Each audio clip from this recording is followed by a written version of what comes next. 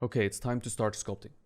For sculpting, we are going to be using a clay called Chavant Le Beau Touché. It's a soft, oil-based clay that is going to work well in this scenario where we are not after an insane amount of details, let's say. And you'll see much later on in this series when we start detailing or rendering our sculpture out that we're not going to go take it very far. The clay is being warmed up and softened using a heat lamp, which makes it much easier to work with. You can use any heat source, like a microwave, to soften the clay. Just make sure you don't heat it up so much that it melts, because then you can burn yourself really badly. We use oil-based clay because the scale is small and oil-based clays never dry out. In small scales, water-based clay tend to dry out too fast, making it very difficult to work with. So oil-based clays for anything that's smaller than half-life size scale for me. This section on sculpture is going to be dense as all hell, so be prepared. A lot of names and terms are going to be thrown out there. You probably need to watch it a few times to get it all, and use the diagrams provided to make sense of all the terminology that's being used here. The first thing to do to our sculpture is determine the width of the pelvis, not the overall width of the pelvis, but from aces to aces. We are going to be calling this the box. The pelvis is going to be wider than this box, as the widest point of the pelvis is at the pelvic crest, but we are ignoring that for now. The width of the box being aces to aces, is normally around 3 to 4 box widths, stacked vertically from the ground plane to the height of these stand leg aces. We're taking a bit of a rough guess here early on, as we haven't perfectly established the ground plane just yet. And without the ground plane, we can't really know where the bottom of our feet is. I went with around 3 3/4 for the width of my box, which is going to give me a rather slender waist, which works well for an athletic male figure. By making the box wider, we get proportions that will be more akin to a female, which in general is going to have wider hips than a male would.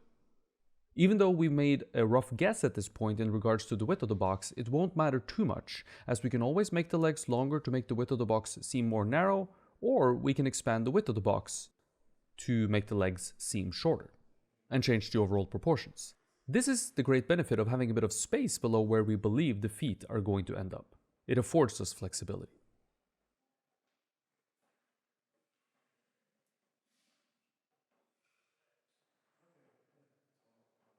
I like to pose the armature slightly at this point, as the overall gesture of the figure can be established fairly accurately in the armature. While the armature doesn't represent anything specific in terms of bones or anatomy, in this case the armature can still play a role and help me out visually.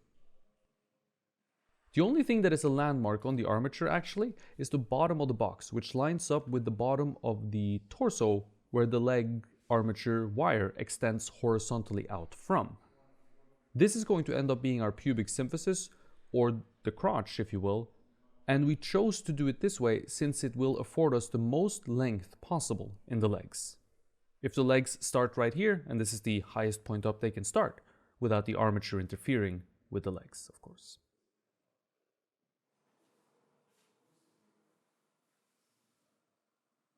In addition to a width, I'm also going to be establishing a tilt to the box. The tilt is going to tell us what leg the weight is being carried on.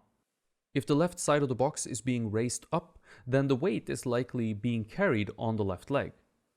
In order for the figure to be balanced, we then will need the left leg, which for simplicity's sake we are going to call the right from now on, since we see it as the right. The leg on the right needs to be brought underneath the center of gravity if the weight is being carried on this leg. This is a very classical pose called contrapposto, which gives us excellent gesture, rhythm and movement, while at the same time being a static resting pose.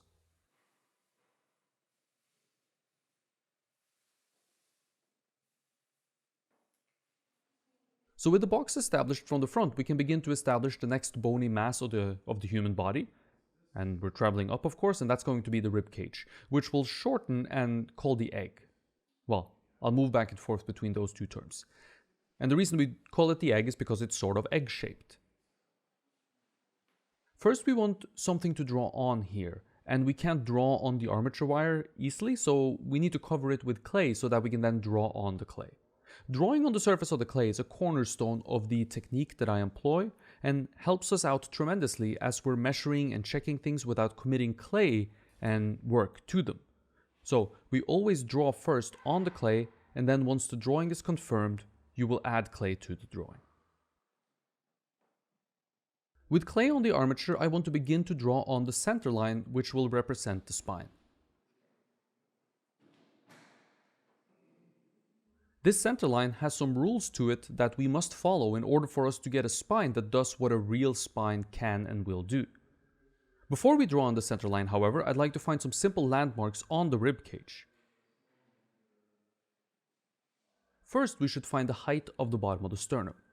This we can easily find because the width of the box, once flipped vertically, tends to take us close to the bottom of the sternum, especially in a fairly neutral standing pose like this tends to be true.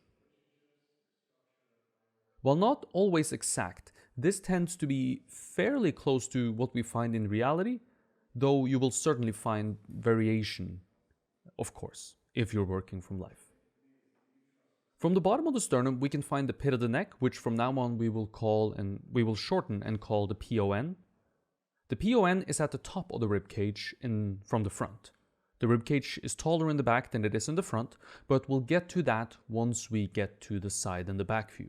For now, we're concerned with where the ribcage ends in the front. From the bottom of the sternum, we can measure another box width and find that the PON sit at about 3/4 of that distance from the bottom of the sternum. In other words, the length of the breastbone, the length of the sternum, tends to be shorter than the width of the box, usually about 3/4 or 4/5. When working from a model, you can obviously measure all of these things out rather accurately, but when we are working from imagination, as we are here, it helps if we have some of these proportional rules to guide us in mapping these bony landmarks out. Though we must understand that these are generalizations, of course, and won't apply to everyone or perhaps apply to anyone. But they are a good shorthand which will get us into the ballpark of natural proportions, which is really all we can hope for when we are working from imagination.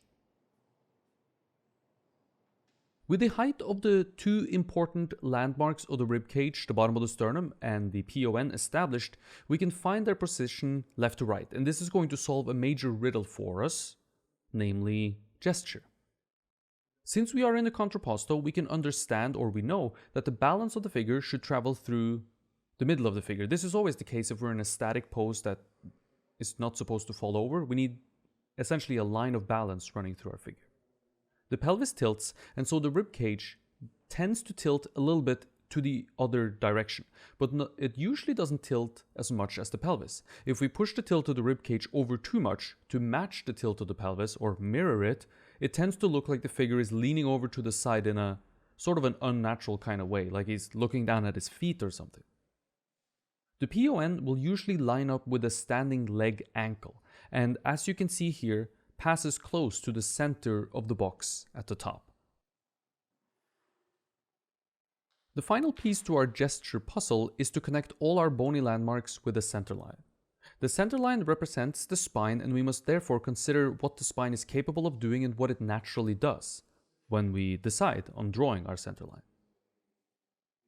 With the information we currently have, we can go ahead and construct a ribcage. Before getting too far into it, we'll mark on our sculpture where the bottom of the ribcage should be, and the bottom of the ribcage can be found since we now know the length of the sternum. The bottom of the sternum is about halfway down the length of the ribcage. So take the length of the sternum or the breastbone and continue that down another length and you'll find the bottom of the ribcage. This is not always what is going to be visually apparent to us when observing reference, by the way. The reason for this is that some of the bottom of the ribcage can sometimes be hidden below muscle or fat, and this is going to be both individual and depending on the pose that your model strikes. Either way, it is really good to understand where the ribcage exists within your sculpture, since it does, or at least can, impact the believability of your sculpture. And a lot of times it is going to impact some of the planar considerations. We should have about a fist size space between the bottom of the ribcage and the top of the pelvis, and this is of course in life-size scale. So it's not going to be a full fist here, but that can give you some idea of the space you are looking for between the box and the bottom of the ribcage. It's common, very common actually, to make this space way too large, so don't do that. Begin building the width of the ribcage. The ribcage is going to be at its widest around the 8th rib, which is going to sit slightly above the middle of the distance we find between the bottom of the ribcage and the bottom of the sternum. From this widest point, the ribcage turns inwards and towards the bottom of the ribcage.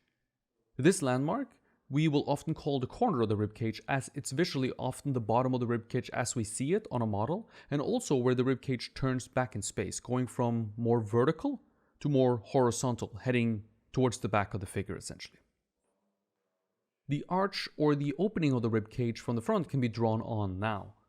We should have a decent idea of its placement, as the corner of the ribcage which sit at the bottom of the arch are going to be found more or less directly above the aces points of the box. Sometimes this will vary as the ribcage tilts or twists, but in general this tends to be more or less true. From the front, our structure, gesture and height proportions are now more or less solved. Certainly things can change after this, but already with this little amount of clay and work done, we have done a lot. We also have some key guide markers for the width proportions in the width of the box and the width of the ribcage. And using these widths, we can find our other widths later, as we'll relate everything to what we have in front of us here now.